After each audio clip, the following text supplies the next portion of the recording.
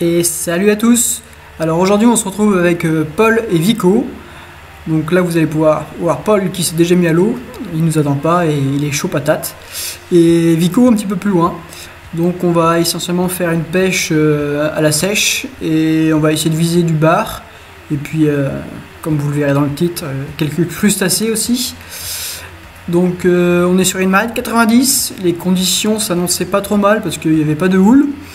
Et la note pour plus tard, les marées 90 sur ce genre de secteur à éviter à la remontante, vraiment pêcher la descendante. Donc on va aller rejoindre Vico et puis on va voir ses petits projets et comment il sent cette sortie.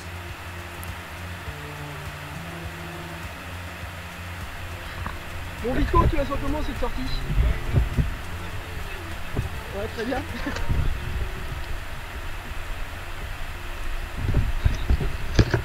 On voit déjà un petit peu de vie sur le bord, donc c'est déjà pas mal. Et l'autre il nous a pas attendu, hein. Qui est parti là. Bon allez, on va s'éclater. Donc là, hop, ça fait 5 minutes que je suis dans l'eau, une petite sèche qui se présente à moi. Comme vous pouvez le voir, la visibilité est pas ouf, mais ça suffit pour justement faire quelques sèches. Donc hop, c'est parti, les compteurs sont ouverts. Donc là il n'y a pas beaucoup d'eau, hein. On est dans 2 mètres d'eau. Je signale à Paul que voilà, la première est faite. Alors Paul il a attaqué directement d'entrée de jeu à se mettre à l'eau comme ça parce que c'est assez régulier où dès le départ on voit des sèches qui nous partent dans les pieds comme ça. Donc au lieu de tarder à se mettre à l'eau, il attaque directement. Et c'est une stratégie qui paye aussi parce que durant la session il en aura fait 4 ou 5, donc c'est pas trop mal.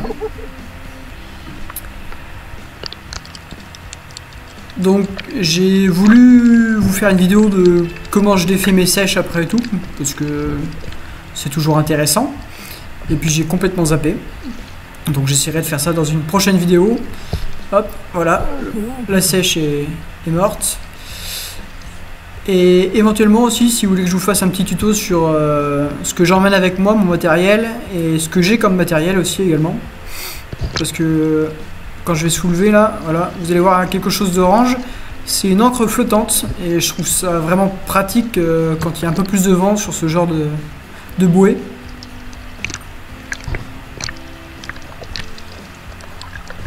Donc ça c'est un petit filet sur le côté. Toujours pratique.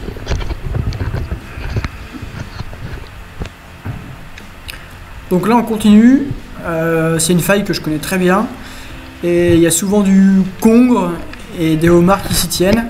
Donc Vico voulait un congre, donc je suis descendu, j'ai trouvé, on est sur un congre qui doit faire facilement 1m60, 1m80 dans ces eaux là.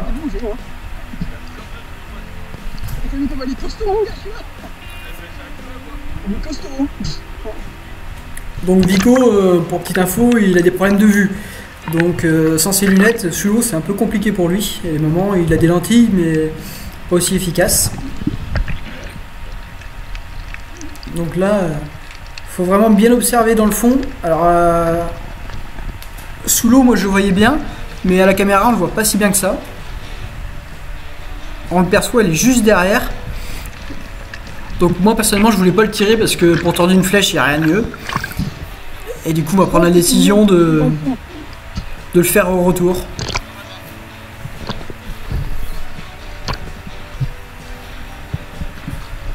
Tu veux le faire?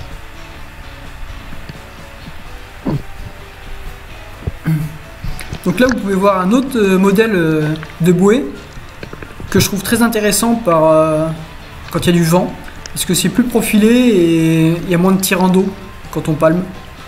Après, on ne peut pas transporter autant de choses que moi je transporte. Parce que j'emmène des batteries externes, et de l'eau et un petit peu de nourriture. On n'habite pas au bord de la mer, donc à chaque fois qu'on se déplace, on essaye de faire des sorties de 3-4 heures. Donc, voire plus même. Donc c'est toujours bien d'avoir un petit peu de ravitaillement sur place.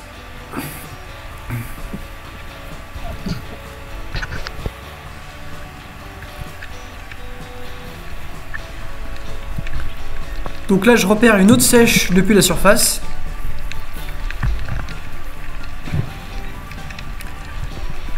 Donc vu que je vais la tirer par dessus, je suis en train de descendre d'un cran.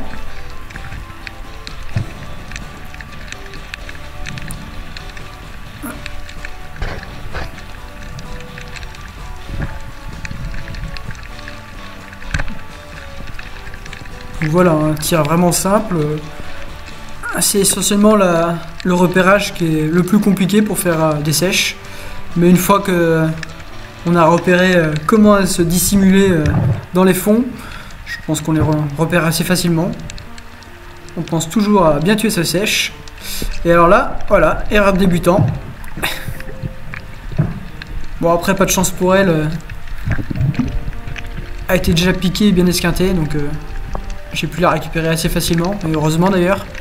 C'est toujours dommage de perdre du poisson esquinté.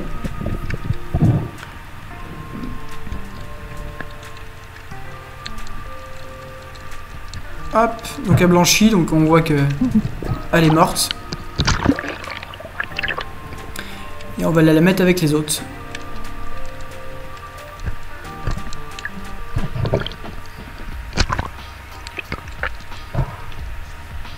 Donc là on est vraiment dans pas d'eau, hein. Il y a approximativement 2,50 m, 3 mètres d'eau. Et je trouve que c'est les endroits où on fait les plus belles pêches. Sur nos côtes, on n'a pas spécialement besoin d'aller bien loin pour faire du poisson.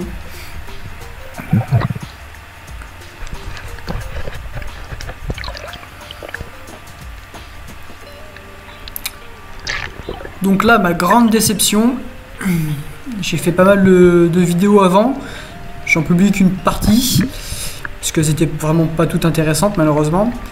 Et j'étais rendu encore en bout de batterie, j'y fais pas spécialement attention, j'ai beau avoir mis le bip quand on est pris comme ça dans l'élan. Donc ça c'est un morceau d'épave que je connais. Et j'y fais toujours de belles trouvailles. Et là en l'occurrence c'est un joli homard qui s'est présenté à moi. Donc normalement je viens ici parce que je trouve souvent des belles vieilles qui sont là. Et ici souvent du congre. Donc c'est ce que j'étais parti voir. Et là ma caméra a coupé. Donc bon, assez déçu, mais bon, ça fait partie du jeu malheureusement. Il faudrait que j'y prête plus attention. Et allez, 50-60 mètres à côté, j'ai trouvé une autre faille et il y en avait un deuxième qui était là. Donc franchement, belle surprise. C'est pas les premiers que je croise, mais c'est les premiers que je fais sur le secteur. Donc je suis plutôt content. J'ai ma famille qui connaissait pas ça et j'ai pu leur faire découvrir ça. Je pense que sur les prochaines vidéos, j'essaierai de vous partager mes recettes et comment on cuisine tout ça. Comment je défais les sèches justement et comment je prépare les homards. Parce que mine de rien, c'est aussi une partie très intéressante de la pêche. Donc voilà, j'espère que la vidéo vous a plu. Et puis j'espère pouvoir en tourner de nouvelles d'ici quelques temps. Malgré que les conditions cette année ne soient pas réunies assez souvent à mon goût.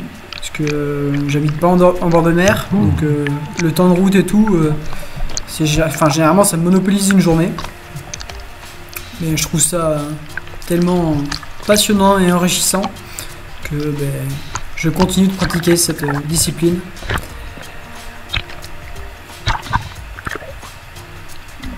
Et je suis agréablement surpris de ce que peut nous proposer et partager la mer, surtout sur la côte de la Charente-Maritime.